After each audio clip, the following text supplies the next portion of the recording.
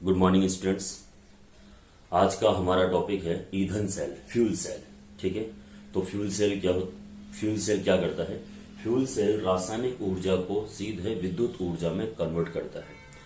अब सेलों के साथ क्या होता है कि सेल तब तक ऊर्जा देगा जब तक कि उसके अंदर विद्युत अपघट्य की मात्रा होगी। ठीक है, लेकिन इस ईंधन सेल के अंदर हम विद्युत अपघट्य का लगातार प्रवाहित करते रहते हैं, तो ऊर्जा भी हमें यहाँ पे लगातार प्रवाहित होती रहती है। फ्यूल सेल, ईंधन सेल एक प्रकार का रेडॉक्स सेल है ना, जहां पे दहन किया जाता है प्राकृतिक पदार्थों का। ठीक है, और उसी का हमारे पास उन प्राकृतिक पदार्थों के दहन से, उनके कंबशन से एनर्जी गेन करते हैं अपन, है ना, उत्पन्न करते हैं। और उसी क्रम में हमारे पास एग्जाम्पल है यहाँ पर ऑक्सीजन हाइड्रोजन सेल, जो कि एक एग्जाम्पल है किसका? ईंधन सेल का। ठीक है, तो ऑक्सीजन हाइड्रोजन सेल क्या होता है, हम उसके बारे में थोड़ी सी यहाँ पे चर्चा कर लेते हैं। ये 3 पार्ट में बटा हुआ होता है। ठीक है, और इसमें 2 प्लेटिनम की सरंध्र, ग्रेफाइट के ऊपर प्लेटिनम का बुरादा छिड़कर 2 छड़ें बनाई जाती है, एक एनोड और दूसरी कैथोड। ठीक है, यहाँ पे क्या है कि शब्द थोड़े से मतलब दूरी के कारण क्या है साफ नहीं दिखते, तो आप थोड़ा सा जूम करके देखें इसको। ये एनोड और ये कैथोड, और विद्युत अपघट्य के रूप में कंसंट्रेट NaOH या KOH का विलयन मध्य में भरा हुआ होता है। एनोड पर लगातार हाइड्रोजन गैस प्रवाहित की जाती है और कैथोड पर लगातार ऑक्सीजन गैस प्रवाहित की जाती है। और ये दोनों गैसें जब इस प्लेटिनम इलेक्ट्रोड से छनकर अंदर पहुंचती है तो सेल रिएक्शन होती है, और देखते हैं एनोड पर क्या होता है और कैथोड पर क्या होता है। ठीक है बेटा, एनोड पर हाइड्रोजन गैस KOH या NaOH से विद्युत अपघट्य से हाइड्रोक्सिल आयन मिले हैं, उससे अभिक्रिया करके वाटर और जल 4 इलेक्ट्रॉन बनाती है। ठीक है, और कैथोड पर इलेक्ट्रॉन ग्रहण किए जाते हैं और यहाँ पे OH माइनस मिलता है, और ये संपूर्ण सेल अभिक्रिया बहुत ईजी है। हाइड्रोजन ऑक्सीजन अभिक्रिया करके जल वाष्प बनाते हैं।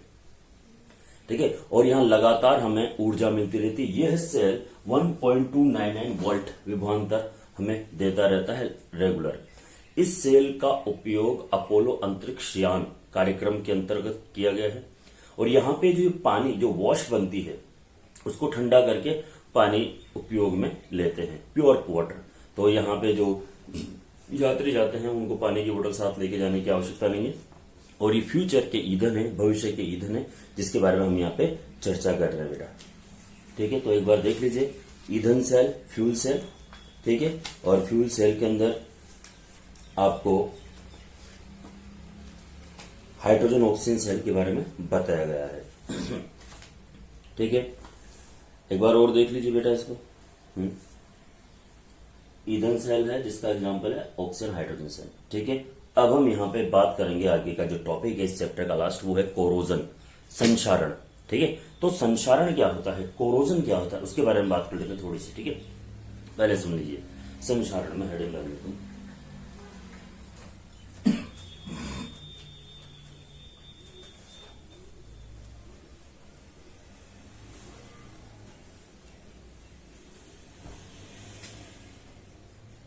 संक्षारण, कोरोजन। ठीक है, देखिए, नमी और वायु की उपस्थिति में धातुएं लगातार अवनत होती रहती है, क्षरण होती रहती है। तो नमी, वायु या अशुद्धि की उपस्थिति में धातुओं का लगातार क्षरण होना, अवनत होना, नष्ट होना संक्षारण कहलाता है। ठीक है, अब कोई सी भी धातु, प्रत्येक धातु पर क्षरण जरूर होता है, भले वो ज्यादा हो या कम हो। तो यहाँ पे संक्षारण को हम 2 पार्ट में स्टडी करते हैं। पहला होता है शुष्क संक्षारण। ठीक है, ड्राई कोरोजन पहला है बेटा, शुष्क संक्षारण। ठीक है, शुष्क संक्षारण के अंदर क्या होता है कि वायु की अनुपस्थिति में, एब्सेंस ऑफ एयर। ठीक है, वायु की अनुपस्थिति में और वायुमंडलीय अशुद्धि या गैसों के कारण धातुओं का नमी की अनुपस्थिति में, ठीक है, एब्सेंस ऑफ मॉइस्चर, नमी की अनुपस्थिति में वायुमंडलीय गैसों द्वारा या हानिकारक गैसों द्वारा धातुओं का क्षरण होना। ठीक है, यह कहलाता है शुष्क संक्षारण। और दूसरा है मेरे पास नम संक्षारण, नम संक्षारण है ना, वेट कोरोजन।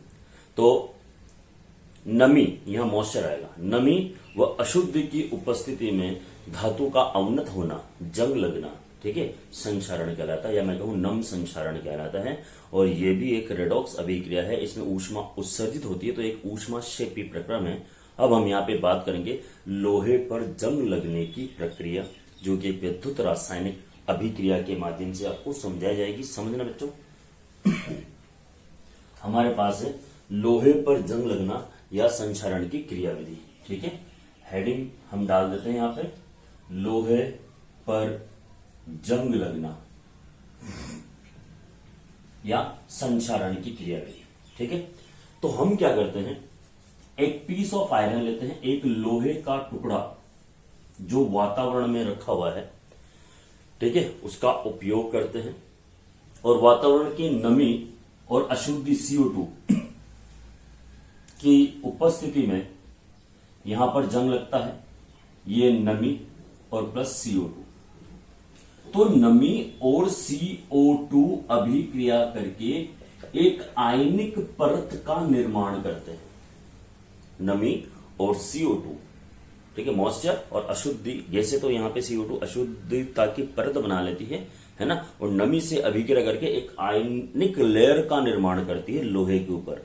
लोहे का एक पार्ट तो काम करता है एनोड का और दूसरा सिरा कार्य करता है बेटा कैथोड का। तो क्या हम यहाँ पे एक सूक्ष्म वैद्युत रासायनिक सेल की कल्पना कर सकते हैं कि लोहे का एक पार्ट एनोड का कार्य करेगा, दूसरा पार्ट कैथोड का कार्य करेगा, और ये नमी और CO2 दोनों अशुद्धि के रूप में उपस्थित होती है, जो कि वैद्युत अपघट्य का कार्य करती है। अतः हम यहाँ एक सूक्ष्म सेल की कल्पना कर सकते हैं या बात कर सकते हैं।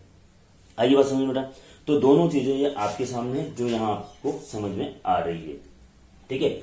अब यहाँ पे हम इसकी सेल अभिक्रियाओं की बात करेंगे, ये कि किस तरह से सेल अभिक्रिया यहाँ पे होती है, ठीक है।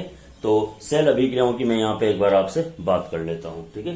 तो सेल अभिक्रिया में देखिए, आयरन जो कि लोहे का शुद्ध टुकड़ा है, ये Fe इलेक्ट्रॉन त्यागता है Fe+2, ओके। और आपको पता है ये अभिक्रिया हमेशा ही एनोड पर होनी है बेटा, एनोड पर। और क्या होगा, ऑक्सीकरण। एनोड पर क्या हो गया यहाँ पे बेटा, ऑक्सीकरण हो गया हमारे पास, ठीक है। तो एनोड पर ऑक्सीकरण होगा, ठीक है, ये आप देख रहे हो। अब देखो एट कैथोड, कैथोड पर क्या होगा, कैथोड, एट कैथोड, कैथोड की हम बात कर लेते हैं। कैथोड पर ये 4H+, अब ये H+ कहां से है बेटा, देखो ये रहा आयनिक लेयर के कारण, ठीक है। 4H+, ठीक है, plus O2 plus 4 electron form 2H2O, ठीक है, फॉर्म 2H2O। और अगर संपूर्ण सेल अभिक्रिया की मैं यहां पर बात करूं, तो संपूर्ण सेल अभिक्रिया के अंदर क्या होता है, देखिए, total overall cell reaction 2Fe plus O2 plus 4H+ form, आपको ये फॉर्म करेंगे 2Fe+2 प्लस H2O, 2H2O, ठीक है, ऑल सेल रिएक्शन ये है। तो ये टोटल जो है हमारे पास सेल है, मैं वापस से इसको समझा देता हूं। लोहे पर जंग लगने की क्रियाविधि, हम पीस ऑफ आयरन लेते हैं जो कि वातावरण में रखा हुआ है, यहाँ पर उससे जो आयरन है वो नमी और CO2 से अभिक्रिया करके अपने ऊपर एक आयनिक परत का निर्माण करता है, जहां पर मॉइस्चर बनने पर H+ आयनों की संख्या या मैं कहूं आयनिक प्रकृति बढ़ती है। लोहे का एक सिरा कार्य करता है बेटा एनोड का, दूसरा सिरा कार्य करता है कैथोड का, और नमी और CO2 वैद्युत अपघट्य का कार्य करती है। अतः हम यहाँ पे एक सूक्ष्म सेल का निर्माण कर सकते हैं या कल्पना कर सकते हैं, ठीक है। तो एनोड पर क्या होता है, आयरन इलेक्ट्रॉन लूज करता है एक भाग, ये जो आयरन है ये Fe इलेक्ट्रॉन लूज करके Fe+2 बनाएगा, और ये त्यागे गए इलेक्ट्रॉन लोहे के दूसरे भाग जो कैथोड का कार्य कर रहा है, वहां नमी ऑक्सीजन से अभिक्रिया करके नमी की मात्रा को और बढ़ा देता है। तो ये अभिक्रिया और इजी वे में और फास्ट हो जाती है, ठीक है। संपूर्ण सेल अभिक्रिया की मैं बात करूं तो Fe+2 आयरन Fe+2 में कन्वर्ट हो जाता है, चेंज हो जाता है, ठीक है, ओके। और ये जो है ये नमी से अभिक्रिया करके, ये Fe+2 नमी से अभिक्रिया करके, यहां दिख रहा है बेटा आपको, है ना, ये Fe+2 नमी से अभिक्रिया करके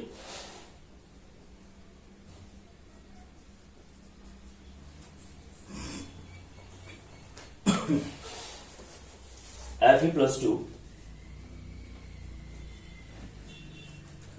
for Fe+2 plus react of oxygen and water and form Fe2O3 plus 8H+N।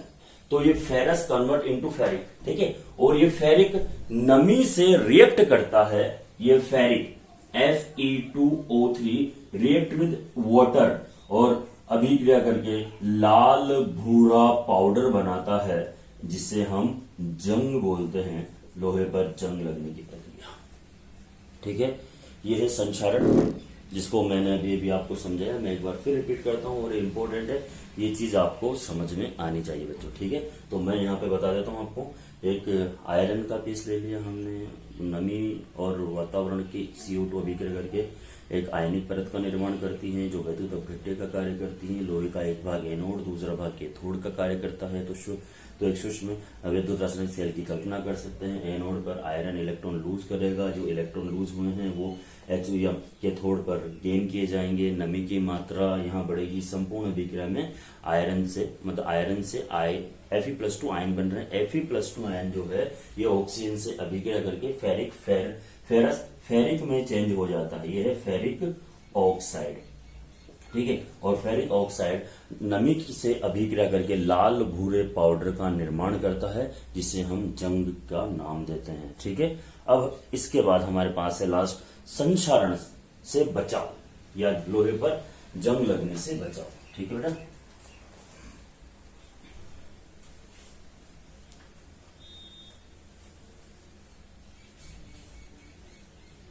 संक्षारण लोहे पर जंग लगने से बचाना। ठीक है, तो संक्षारण से हम किस तरह से बच सकते हैं उसके बारे में हम यहाँ पे थोड़ी सी चर्चा करेंगे, बात करेंगे बेटा। ठीक है, चलो भाई, method of prevention of corrosion. ठीक है, तो पहला है बैरियर प्रोटेक्शन। ठीक है, मतलब प्रतिरोध सुरक्षा। हम लोहे के ऊपर विशेष प्रकार के रेडॉक्स पदार्थों का, ऑयल का, ग्रीस का पेंट करके, कोटेड करके हम उसे नमी से बचा सकते हैं। ठीक है, तो ये पहला पॉइंट है आपका यहाँ पे, प्रोटेक्शन, रोकथाम। ठीक है, दूसरा है बेटा मेरे पास सैक्रिफिशियल प्रोटेक्शन। ये सबसे अच्छा लगता है मुझे, बलिदानी सुरक्षा बोलते हैं इसको इंग्लिश में। इसको बोलते हैं बेटा बलिदानी सुरक्षा। ठीक है, तो ये बलिदानी सुरक्षा होती क्या है? देखो बेटा, आपको पता है कि ये भूमिगत पाइपलाइन में टैंक, हौज वगैरह ये सब मॉइस्चर में, नमी में रहते हैं। तो ये इनके ऊपर अगर हम कुछ प्रोटेक्शन यूज में नहीं ले तो ये 1-2 साल में सारे पाइप क्या खत्म हो जाएंगे, गल जाएंगे, नष्ट हो जाएंगे। लेकिन इनको बचाने के लिए क्या कुछ करना चाहिए, उसके बारे में हम यहाँ पे बात करने वाले। ठीक है, तो सुनिए, बलिदानी सुरक्षा होती क्या है। लोहे को बचाने के लिए, हम बेसिकली लोहे की ही या आयरन की बात कर रहे हैं, लोहे को बचाने के लिए उसके ऊपर उच्च विद्युत ऋणात्मक या इलेक्ट्रोकेमिकल सीरीज में ऊपर आने वाली धातु का लेप करते हैं। तो क्या होगा बेटा, जिस धातु का लेप है पहले वो इलेक्ट्रॉन लूज करेगा, मतलब पहले वो गलेगा, और फिर अंदर जो मेटल है, अंदर जो धातु आयरन, उसका नंबर आएगा। ठीक है, तो बलिदानी सुरक्षा के लिए कि लोहे को जंग लगने से बचाने के लिए उसके ऊपर अधिक इलेक्ट्रोड विद्युतीय धातु का या अधिक ऋणात्मक इलेक्ट्रोड विभव वाली धातु की परत चढ़ाई जाती है। ठीक है, तो पहले वह धातु इलेक्ट्रॉन लूज करती है, इलेक्ट्रॉनों का उत्सर्जन करती है, तत्पश्चात दूसरी धातु अपना कार्य करेगी, मतलब फिर उसका नंबर आएगा। तो बलिदानी सुरक्षा आपको समझ आ गई। तीसरा, कैथोड सुरक्षा। कैथोड सुरक्षा होती क्या है बेटा? ठीक है, देखो, कैथोड सुरक्षा का उपयोग जो पानी के जहाज होते हैं ना, उनको संक्षारण से या जंग लगने से बचाने के लिए किया जाता है। अब आप सोचिए, लोहे का जहाज, वो भी सॉल्टी वाटर में, समुद्र के अंदर पानी क्या तो लवणीय होता है, तो वहां तो आयनिक प्रकृति ज्यादा होगी, तो अभिक्रिया और तेज हो जाएगी और जहाज विद इन 2-5 साल में खत्म हो जाएगा। बट ऐसा नहीं होता है। तो अब इसमें बलिदानी सुरक्षा में हम क्या करते हैं? ठीक है, जो पानी का जहाज है आपका, ठीक है, उस पानी के जहाज में एक एंकर होता है इस तरह का। ठीक है, तो हम यहां पर एंकर को, ठीक है, एंकर को बना देते हैं एनोड।